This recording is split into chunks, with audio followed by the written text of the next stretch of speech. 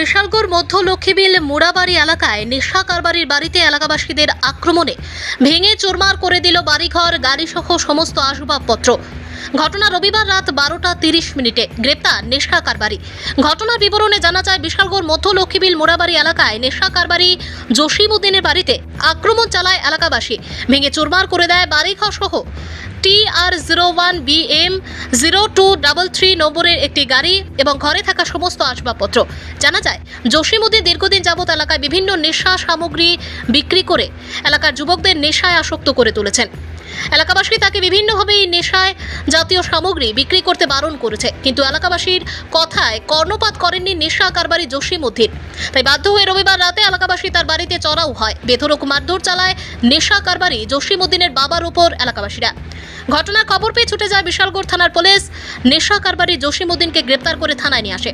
সম্পূর্ণ ঘটনা জানিয়েছে বিশালগড় বিজেপি মণ্ডলের সংখ্যালঘু মোর্চার সভাপতি ফেরদৌস মিয়া। ভানুচন্দ্রের রিপোর্ট, আসাম প্রাইম নেটওয়ার্ক।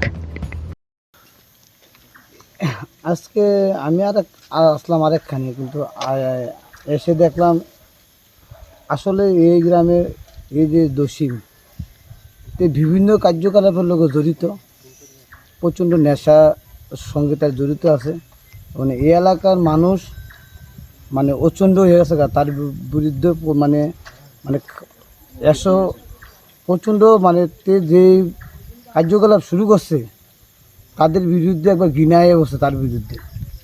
মানে একের পর এক ব্যবসার সঙ্গে জড়িত, ওপেনলি আনে মদ খা, ওপেনলি ট্যাবলা ব্যবসা, ওপেনলি ফ্রেঞ্চি ব্যবসা, এসব সঙ্গে যুক্ত। আজকেও এখানে ওপেনলি রাস্তার মধ্যে মদ খাইতেছে। তো ওই এলাকার মানুষ প্রতিবাদ করতে যাওয়া, তার সঙ্গে আজকে মানে প্রতিরোধ গড়ে তুলছে এই এলাকার, মানে এই সমাজের সমস্ত লোক। মানে কে এটা, কি নাম? তার নাম জসিমউদ্দিন। কি করে? হ্যাঁ, বিভিন্ন বড়ি ব্যবসা, ফেন্সি ব্যবসা এবং বিভিন্ন জায়গা টাকা এটা খাসা জায়গা জুত কইলা এই ধরনের ব্যবসা বাণিজ্যতে জড়িত আছে। মানে এলাকাবাসীর তরফ থেকে বা আপনাদের তরফ থেকে কি আগে কোনো বাধা সৃষ্টি করা হয়েছিল? প্রচণ্ড বাড়ি তাদের বাধা সৃষ্টি করছে। তুই এলাকাত আইনা ফুলাবানি আইনা মচ্চত খাওয়াইছি, ইচ্ছা ট্যাবলা টুবলা এটা ব্যবসা বাণিজ্য করেছে, ফেন্সি ডিটেন্সি দিতে ওপেনলিতে রাস্তাত খা। তো এই এলাকার মানুষ মানে অযোগ্য হয়ে গেছে তার বিরুদ্ধে। মানে জসিমের বাড়ি আজকে ভাঙচুর কে করছে? এটি কইতে পারি না কাটা করছে, মনে হচ্ছে তেও তো এটা বড়ি টুরি যারা খা, তারা তো ফাগুলি জায়গা, টেন্সি যারা খা, তার টিমও তে ভাঙছিনি। ওইটা আমি কইতে না, আমি আসলাম আরেকখানে আইয়া দিয়ে ঘটনা হয়েছে। পুলিশ আইছে?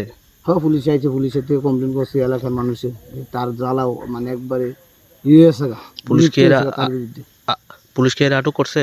হ্যাঁ, লয়ে গেছে গা মনে টানে। এখন কোন জায়গায় এটা? জায়গার নাম কি? এটার নাম পশ্চিম লক্ষ্মী। কি হয়েছে মনে করেন, তারা উনি রাস্তার মধ্যে কথাবার্তা কইতাছে ওই করিমরা সাদ্দাম। হ্যাঁ, আমি তো বাটটা খাই কাজ সারাদিন কাজ করি, বাট খাই ঘুমারিছি। আমি তো কইতে পারি না স্যার, আমি এই জায়গাতে আইছি করে আমি তো কিতা হয়েছে কিছু বলা নাই। দেন স্যার আমার কিতা করছে স্যার। মানে কে করছে স্যার এটা কইতামই না। এই যে মানে কি এলাকার এলাকার এই যে দেন না স্যার, বাড়ি ঘর কিতা করছে ভেঙে, এই যে গাড়ি মারি। মানে কতজন মিলাইছে? রাজ্যের মানুষ মনে করেন 20-30 জন। মানে ইস্যুটা কারে নিয়ে? আপনার ছেলের নিয়ে? আপনার ছেলের নাম কি? জসিম। আপনার পুরা বাড়ি তো দেখতেছি ভাঙচুর করছে। তো মানে কি কারণে ভাঙচুর করছে? কারণ কি এটা তো স্যার কইতে পারি না। এখানে এলাকাবাসীরা ছেলে বাড়ির ভিতরে বলে মদ খাইছে, আমি তো স্যার মদের কোনো ইয়েই পাইলাম না। এখন আপনার ছেলে কই আছে? ওই তো পুলিশ আইয়া নিচে তারা। মানে আপনার ছেলেরে পুলিশ ধরে নিয়েছে? আপনার নাম? তুই বলি